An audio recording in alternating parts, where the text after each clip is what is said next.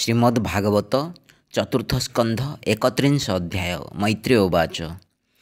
शृणु विदुर सावधाने तदन्ते जीवन विधाने सेदस भाई ज्ञान पर हरि आदेश घेनि शिर अनेक काल भोग अन्ते वैराग्य उपजिला चित्ते राजविभूति पत्नी तुले पुत्रे समर्पी बने गले पश्चिम जलधि तटरे रहिले सिद्ध आश्रमरे जाजली नामे द्विजवर जहीं होइले सिद्धेश्वर तहीं से माने तप करी पूजिले ब्रह्म सत्रे हरि ए मन वचन लोचन से जय कले प्राण मन आसन आदि दृढ़ कले सुशांत विग्रह होइले एमंत समय विदुर नारद ब्रह्मांक कुमार मिलिले सेहि ठारे आसी से माने छंती तपे बसी देखी नारद मुनिवर से माने उठिले सत्वर बेगे आसन आनी देले चरण जुग प्रख्यालिले अति आनंदे दस भाई भावे पूजिले अर्घ्य देई सुखे बसिले मुनिवर से माने अग्रे जोड़ी कर रोम पुलके अश्रुपन्ति आनंदे बसे पचारन्ति आम्भे कि भाग्य करिथिलु ए तुम्भ दर्शन लभिलु भौमुनि ए तुम्भ भ्रमण अज्ञानी जन उद्धारण निर्भय हेतु प्राणींकर तुम्भ दर्शन मुनिवर जैसने सूर्यर उदय अशेष प्राणी सुखमय तेसने तुम्भ दर्शन खंडयी त्रिताप ज्ञान भौमुनि मन खेद जेते कहिबु तुम्भर अग्रते पूर्वे जे प्रभु भगवान कहिण थिले दिव्य ज्ञान आम्भे जे गृह धर्मे पड़ी से दिव्य ज्ञान देलु छाड़ी भौमुनि कर अनुग्रह से तत्व ज्ञान एवे कह ए भव सागर दुस्तर से ज्ञाने होइबु निस्तार मैत्रेय कहन्ति भारत एवंत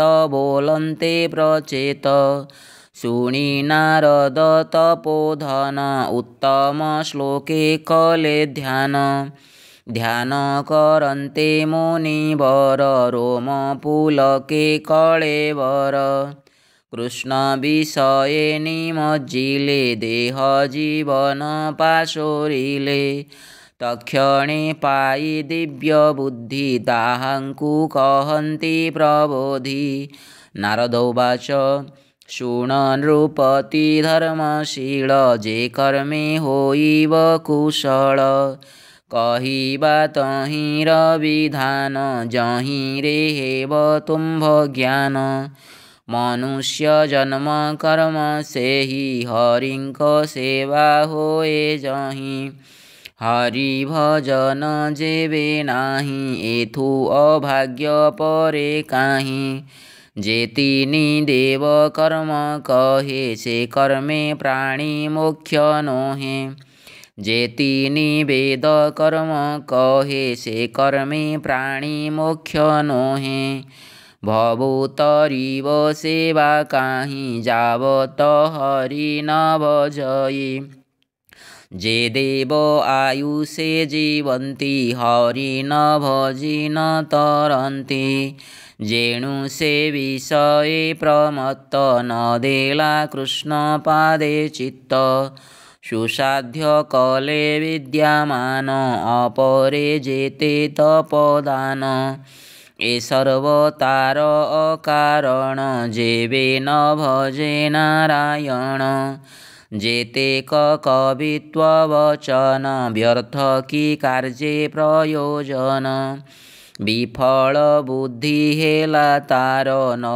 कला जे कृष्ण विचार इंद्रिय बल तेज घेनी एणु की भभूतरे प्राणी अष्टांग योग सांख्य आदि संन्यास धर्म वेदवादी ए सर्व जीवन तारन्ति भोगादि फल वंशाद्यन्ति अपरे जेते श्रेय कर्म इह संसारे लोक धर्म ए सर्व काले न घटन्ति जेवे हरिंकी न भजन्ति ए जेते कर्म श्रेय विद्धि यज्ञादि कर्म अष्ट सिद्धि से सर्व अंतरात्मा हरि जे भल मंदे अधिकारी कर्मानुसारे देहे रही प्राणी की कर्म भोग देई तेणु से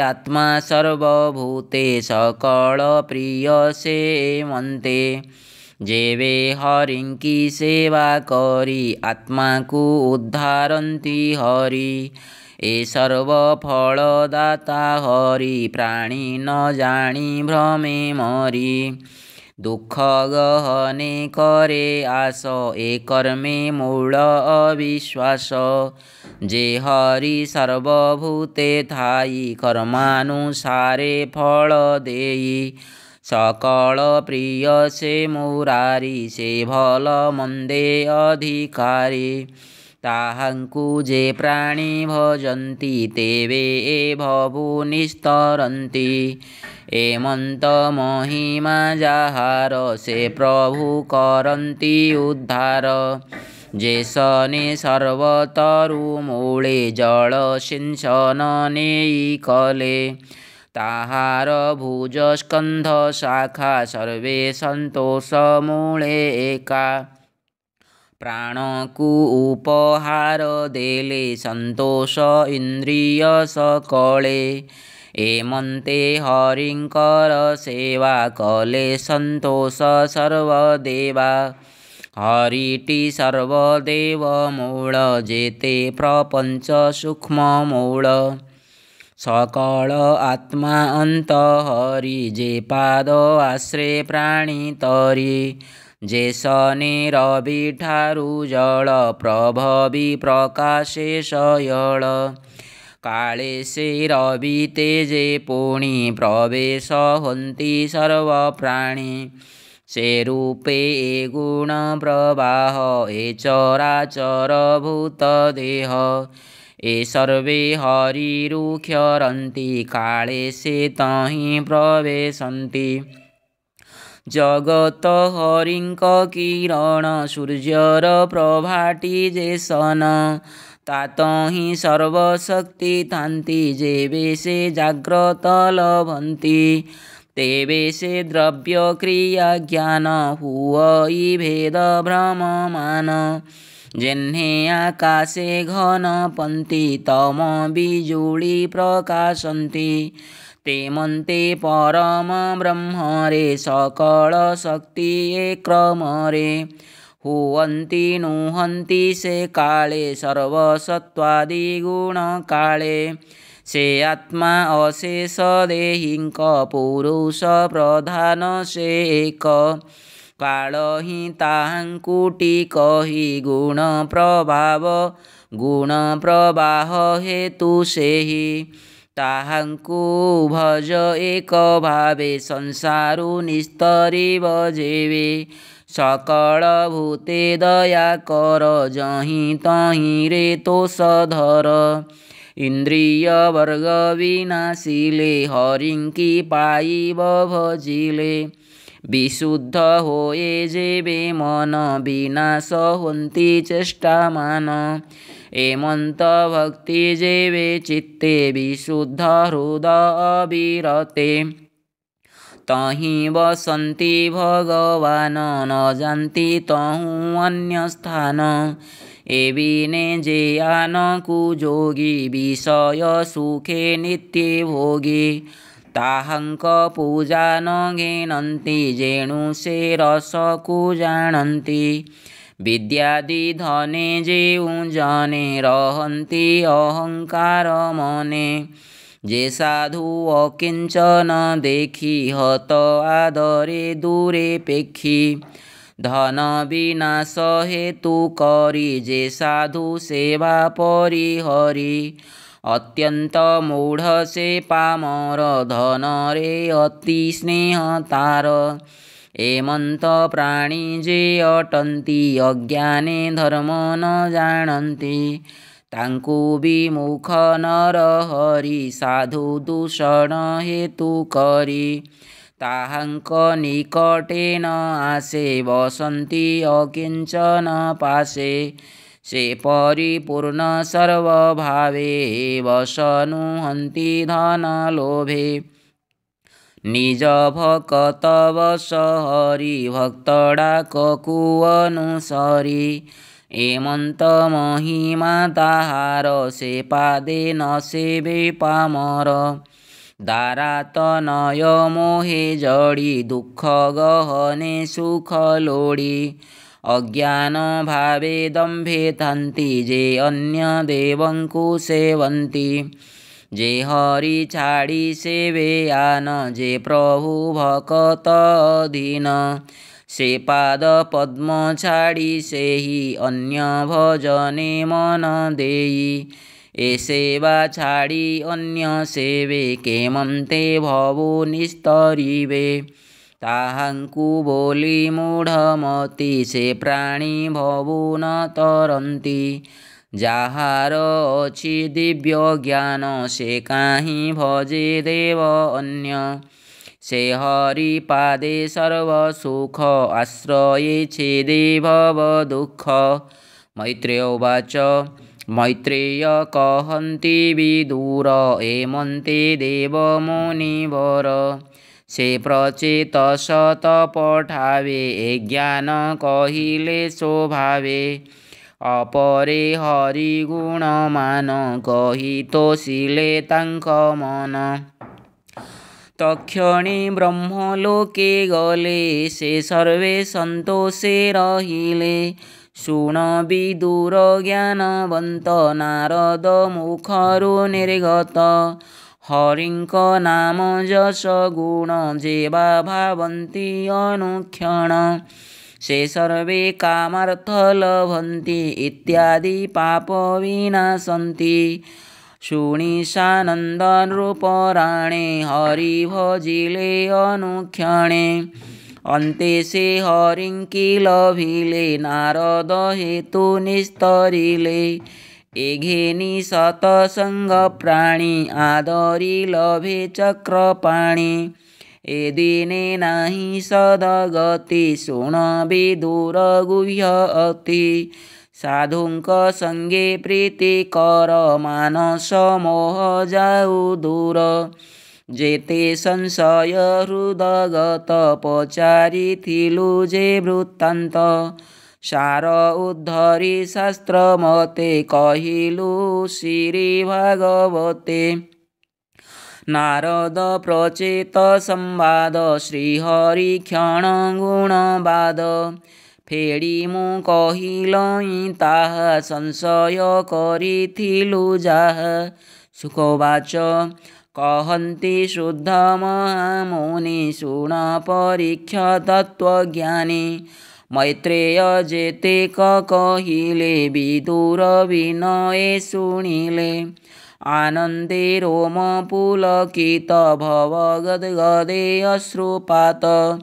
ଆନନ୍ଦ ସାଗରେ ବୁଡ଼ିଲେ ଦେହ ଜୀବନ ପାଶୋରିଲେ। ଧରି କହେ ମୁନି ଚରଣ ଭୋମୁନି କର ଉଦ୍ଧାରଣ। ତୁମ୍ଭ ପ୍ରସନ୍ନେ ତତ୍ତ୍ୱଜ୍ଞାନ ପାଇ ଛାଡ଼ିଲା ମୋହମାନ। ଭୋମୁନି ତୁମ୍ଭେ ଜ୍ଞାନ ସାର ଦେଖାଇ ଦେଲେ ତମ ପାର। ଏମନ୍ତ ଜ୍ଞାନୀ ଯେତେ ହୋଇ ସେ ପ୍ରାଣୀ ହରିଙ୍କି ଲଭଇ। ମୁଁ ଏବେ ହେଲି ମୋକ୍ଷ ପାର ତୁମ୍ଭ ପ୍ରସନ୍ନେ ମୁନିବର। भौमोनि आज्ञा हेब जेबे निज सदने जीवितेबे। एमंत कहीण आनंदे नमिला मुनिंकर पादे। से तांकु तोषे आज्ञा देले निश्चिंते आसने रहिले। हस्तिना गमिले विदुर देखिवा आर्ते सहोदर। छाड़ी सकल माया मोहे गमिला मात्र भातृस्नेहे। आनंद मने स्नेह अति परीक्षे कहे सुख जति। शुण राजन दंडधर से जे प्राचीन नृपवर। ताहांक पुण्य जस कीर्ति जे नित्य शुणे दृढ़मति। ताजस आयुष बढ़ई विपुल भोग न छाड़ई। अष्ट ऐश्वर्य भोग तोषे स्वकीर्ति रहे चतुर्दिशे। देहांते गति हुए तार से प्रभु करंती निस्तार। भणई विप्र जगन्नाथ ए कृष्ण आज्ञारुकत। रघुपते बहु काल थिला हरि आज्ञारु उदेहेला। हरि हरि भावना करूँ संशय छाड़िला मनरु। से ब्रह्म अनंत महिमा के कही पारे गुण सीमा। अमृत चरित ए वाणी श्रवणे निस्तरिवे प्राणी। होइब भव बंधनाश सुजने कृष्ण पादे रस। चतुर्थ स्कंद हेला शेष हृदरे चिंत ऋषिकेश। इति श्रीमद्भागवते महापुराणे पारमहंस्यां संहितायां चतुर्थस्कन्धे प्रचेतोपाख्यानं नाम 31 अध्यायः।